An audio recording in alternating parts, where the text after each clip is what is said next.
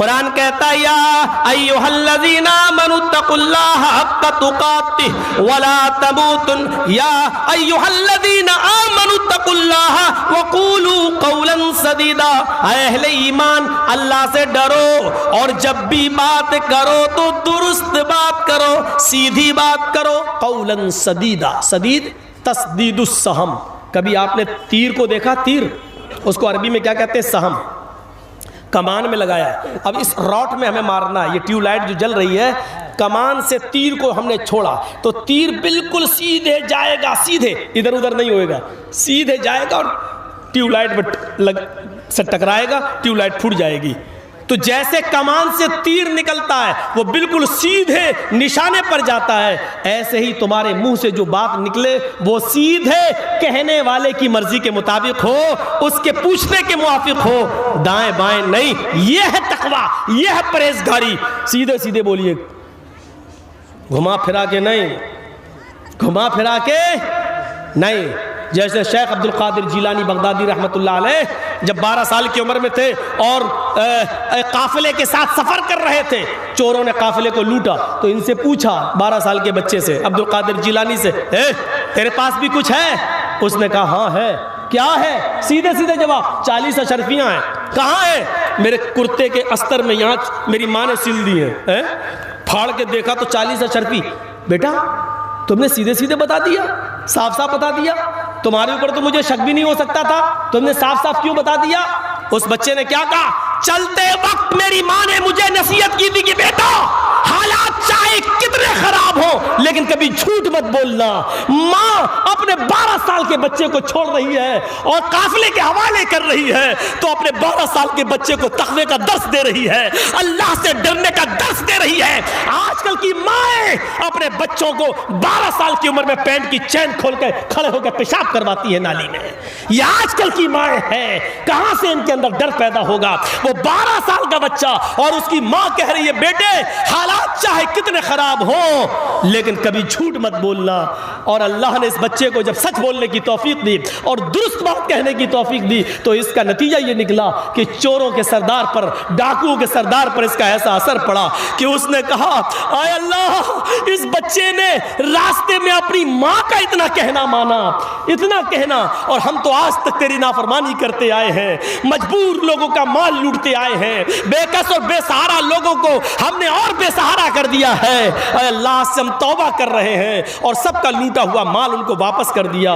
मेरे प्यारे साथियों, और वो सब पक्के सच्चे नमाजी बन गए, परहेजगार बन गए, मुत्तकी बन गए। ये एक 12 साल के बच्चे को उसकी माँ ने जो नसीहत की थी उसने उस पर अमल करके दिखाया। ये है तकवा, ये है परहेजगारी जो हमारी जिंदगियों में नहीं आता है। या अय्युहल्लज़ीना आमनुत्तकुल्लाह, अब एक और आयत सुनिए, या अय्युहल्लज़ीना आमनुत्तकुल्लाह वल तंजुर नफ्सुम मा क़द्दमत लिग़द। ऐ ईमानो वालो, ऐ अहले ईमान, अल्लाह से डरो और सोचो, गौर करो कि कल क़यामत के दिन के लिए तुमने क्या तैयारी की है, कल क़यामत के दिन के लिए तुमने क्या तैयारी की है। यहया इब्ने अय्यूब खुरासान के दरवाजे के बाहर बैठ जाते हैं। खुरासान के दरवाजे के पास एक कब्रिस्तान है, और सुनिए बड़ा दिलचस्प वाक़या सुना रहा हूं आज आपको। खुरासान के दरवाजे पर बैठ गए, रोजाना ये बैठ जाते थे और वहां से कब्रिस्तान सामने दिखाई देता था। ये रोजाना रात में खुरासान के दरवाजे पर बैठ जाते थे और रात के अंदर कब्रिस्तान का दीदार करते थे। कब्रिस्तान का दीदार करते थे, अंधेरे में कब्रों को देखते थे और अपनी मौत को याद करते थे कि हमें भी एक दिन यहाँ आना है, हमें भी एक दिन यहाँ दफन होना है। हम और आप भी तो मिट्टी देने जाते हैं, हम और आप भी तो कब्रिस्तान से गुजरते हैं, लेकिन कभी मौत नहीं आती, कभी याद नहीं आती। मिट्टी भी देते और हंसते भी, ही मिट्टी भी देते जा रहे हैं, खिलखिला भी रहे, कोई मौत का एहसास नहीं है। यहया इब्ने अय्यूब रोजाना कब्रिस्तान अंधेरे में बैठते और कब्रों का दीदार करते और अपनी मौत को याद करते। एक दिन बैठे हुए कब्रिस्तान पर बैठे, दरवाजे पर बैठे हुए, जब रात काफ़ी गुजर गई, 2/3 रात गुजर गई, 2 हिस्से रात के गुजर गए, साए साए बीतने लगी, जंगल कब्रिस्तान के अंदर अंधेरा छा गया।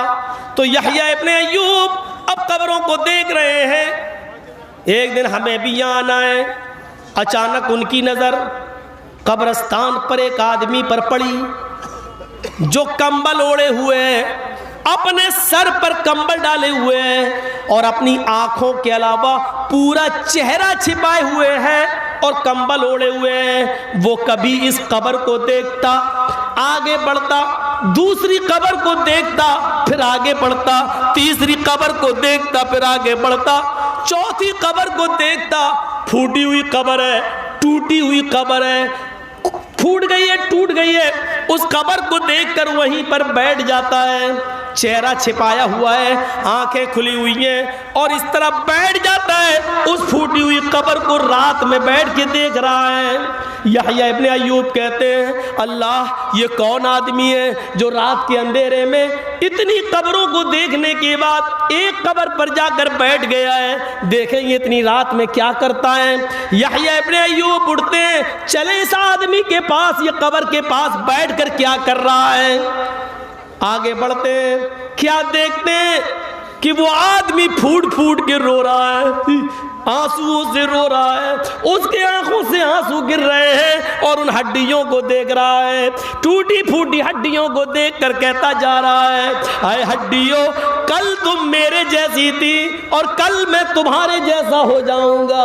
आए हड्डियों, कल तुम मेरी तरह थी और कल मैं तुम्हारी तरह हो जाऊंगा।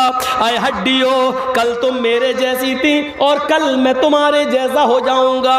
वो ये वजीफा पढ़ रहा है, ये गाता जा रहा है, ये कहता जा रहा है, लेकिन है कौन? ये तो चेहरा छिपाए हुए। यहया इब्ने अय्यूब कहते हैं कि मैं उसके करीब गया, मैं बैठ गया, मैं उसकी शक्ल देखना चाहता था। जैसे ही मैंने उसकी पीठ पर पीछे से हाथ रखा, सुनो, पीछे से, तो उसने पीछे मुड़ के देखा। जब उसने पीछे मुड़ के देखा तो उसके सर से कंबल नीचे गिर गया, उसका चेहरा मुझे दिखाई दिया। मुझे पहचानने में देर न लगी, ये मेरे बचपन का दोस्त निकला, ये सादून निकला, ये मेरे बचपन का दोस्त है। लेकिन ये रात में इस फूटी हुई कब्र के पास आकर रोता था, इसका इल्म मुझे भी नहीं था। उस सादून को मैं पहचान गया। मैंने कहा, सादून ये क्या हाल है तुम्हारा, ये तुम क्या कर रहे हो? सादून कहते हैं, यहया, आज इन मुर्दों की हालत देखकर रो लेना उस दिन के रोने से बेहतर है कल जब हमारे पास अमल की कमी हो और मैदान महशर में हमें रोना पड़े। उस दिन रोने से बेहतर है आज इन मुर्दों की हालत को देखकर रो लो और इबरत हासिल कर लो, कुछ तकवा अख्तियार कर लो, अपनी जिंदगी में इनकलाब पैदा कर लो।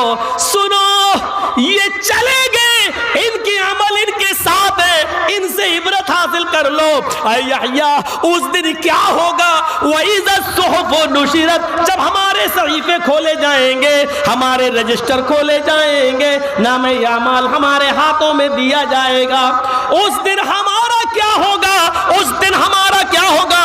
हम अच्छे अमल की वजह से जन्नत में जाएंगे या बुरे अमल की वजह से जहन्नम में जाएंगे?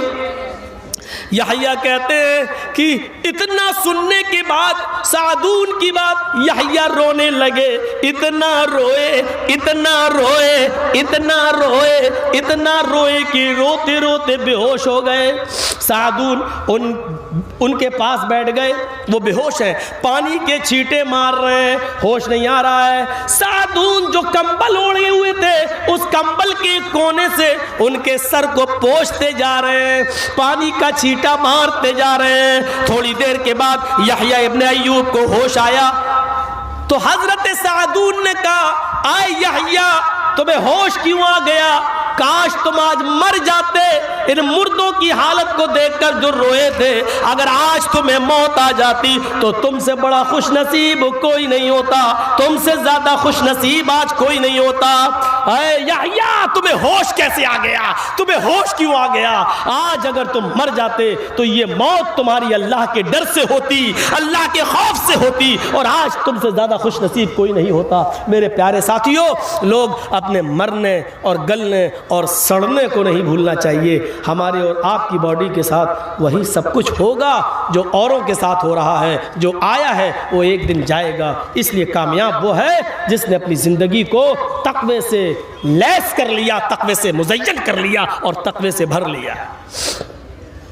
आपको मालूम है लफ्ज़ ईमान सिर्फ इस्लाम के अंदर है।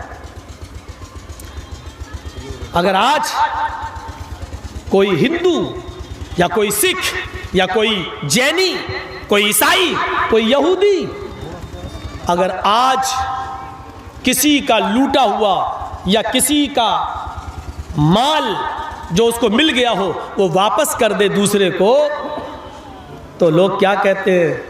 बड़ा ईमानदार आदमी है। हिंदू भी क्या कहता है? यार बड़ा ईमानदार है। जबकि लफ्ज़ ईमान हिंदू धर्म के अंदर नहीं है, जैनी में नहीं है, सिख में नहीं है। ईमानदारी और अमानतदारी अगर किसी मजहब ने सिखलाई है तो वो इस्लाम है। कोई फायदा नहीं है जलसे कराने से और तक़रीर कराने से अगर हमारे अंदर ईमानदारी और अमानतदारी पैदा नहीं हो रही है तो। आपको मालूम है? सुनिए, जापान की राजधानी क्या है? टोक्यो। टोक्यो के अंदर एक जापान का रहने वाला एक टैक्सी ड्राइवर है। और सुनो, टैक्सी ड्राइवर मुसलमान नहीं है, गैर मुस्लिम है, नॉन मोमडन है। हिंदुस्तान का एक आदमी टोक्यो उतरता है, एयरपोर्ट पहुंचता है, एयरपोर्ट से बाहर निकलता है, ये टैक्सी ड्राइवर उसका इस्तकबाल करता है और वहां कस्टमर के सामने सर झुकाने का रवाज है। आइए जी हुजूर, आइए। टैक्सी ड्राइवर गैर मुस्लिम है। पूछा साहब कहां जाना है? इसने बताया यहां फला फला हॉस्पिटल है, उस हॉस्पिटल के सामने एक इंस्टीट्यूट है, मुझे वहीं जाना है। कहा ये साहब बैठ जाइए। उसने उसको बिठा लिया। टैक्सी ड्राइवर ने, सुनो मुसलमान नहीं है, मैं बार बार ये जुमला बोल रहा हूं ताकि हम अपने अंदर झांक कर देखें, हम अपने अंदर झांक कर देखें। वो मुसलमान नहीं है। उसने उस आदमी को अपनी गाड़ी में बिठाया, टैक्सी में सवार किया और मीटर ऑन कर दिया। चलिए, ये चलने लगा। 5 मिनट चलने के बाद ड्राइवर ने मीटर ऑफ कर दिया, ऊपर कर दिया और चल रहा है। 3-4 किलोमीटर तक चलने के बाद उसने मीटर को फिर ऑन कर दिया है और मंजिले मकसूद पर लाया, उसको उस हॉस्पिटल के पास पहुंचा दिया। यह आदमी टोक्यो के उस नॉन मोमडन आदमी उस टैक्सी ड्राइवर की जबान नहीं समझता है, कुछ कहना चाहता है लेकिन वो नहीं समझ रहा है, और वो जो कह रहा है वो ये नहीं समझ रहा है।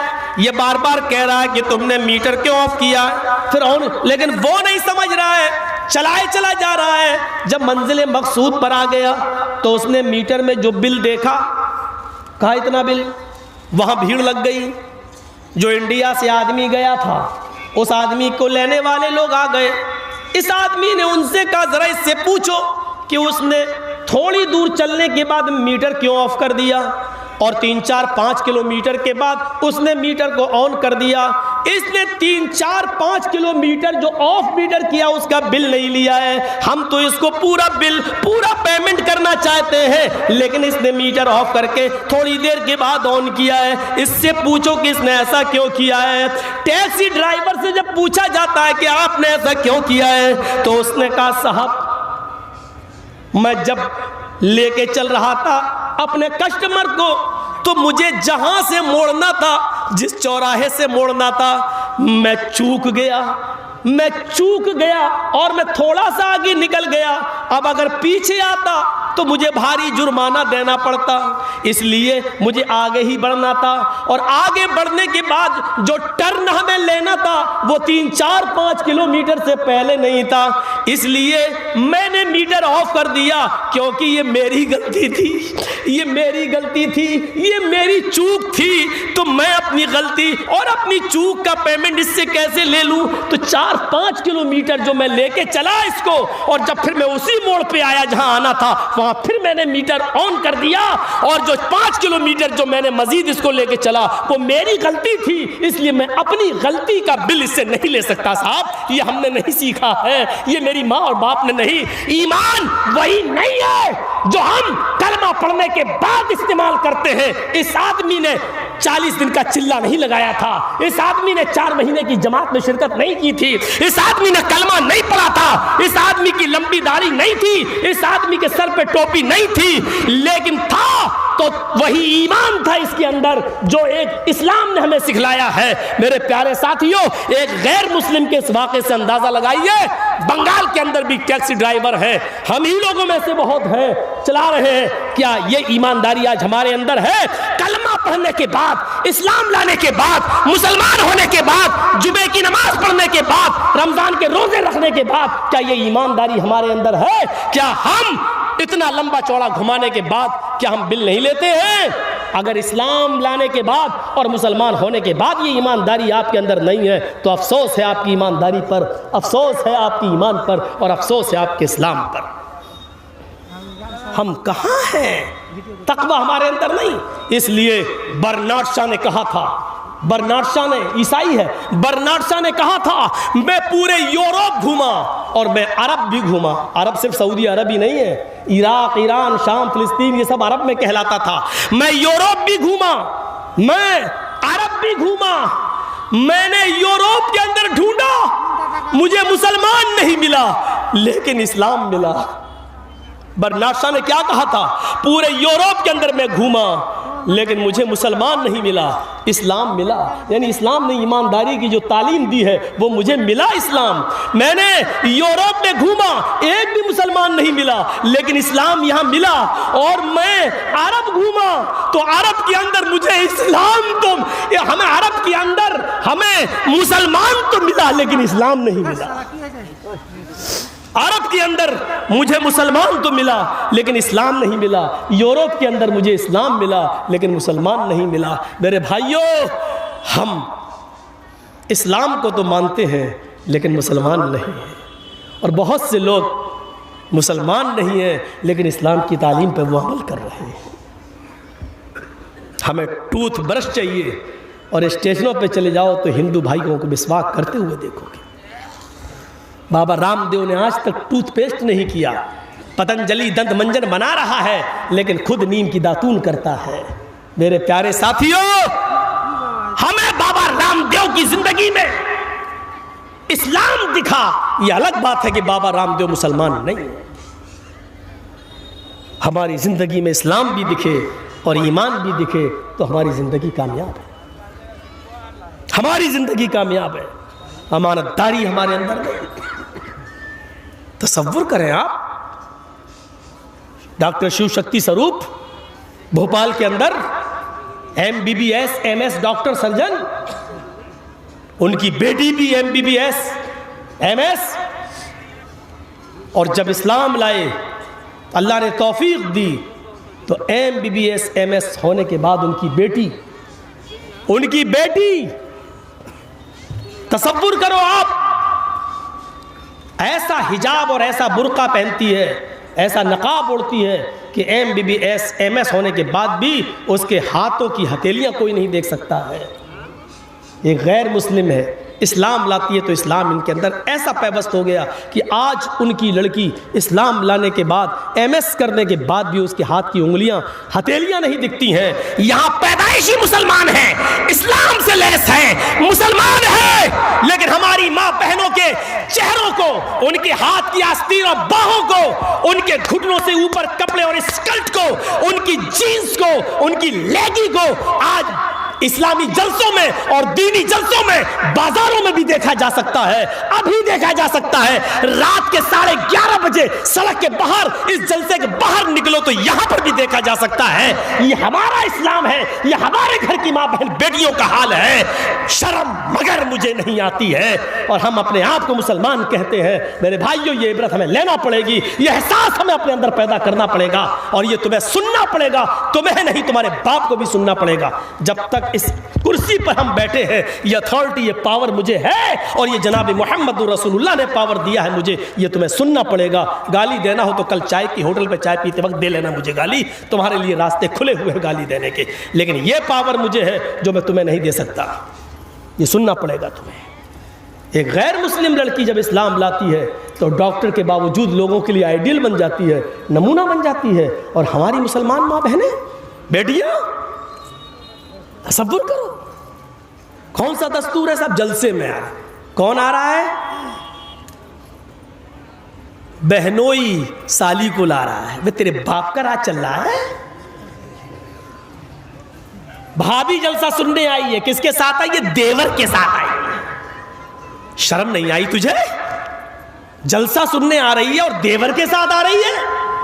जिस देवर को कुरान, अल्लाह के रसूल ने कहा हमवुल मौत, दूसरों से पर्दे में थोड़ी बहुत कमी हो जाए तो बर्दाश्त कर ली जाएगी, लेकिन देवर से पर्दे में कमी नहीं होना चाहिए। देवर भाभी के लिए मौत है और भाभी देवर की बाइक पे बैठ के आ रही है। शादी के बाद आपकी सगी बीवी और आपकी बीवी की सगी बहन भी अपनी बहन के साथ बैठकर आपके साथ खाना नहीं खा सकती है। कहां हैं आप? मौलाना जर्जीस की बीवी मेरे साथ खाना खा रही है और जर्जीस साहब की बीवी अपनी बहन को, यानी मेरी साली को भी लाकर अपने साथ खाना खिला रही है। तो मौलाना जर्जीस के लिए जायज नहीं है कि अपनी बीवी की मौजूदगी में भी अपनी साली को अपने साथ बैठ के खाना खिलाए। बीवी की मौजूदगी में भी जायज नहीं है। तुम तो बीवी की गैर मौजूदगी में सालियों को मालदा घुमाते हो, मेलों में ले जाते हो और घर का वो बड़ा आदमी जिसने अपनी बेटी अपने दामाद को दी है, वो अपनी साली भी अपने दामाद के साथ भेज देता है। सबसे बड़ा भड़ुआ ये आदमी है।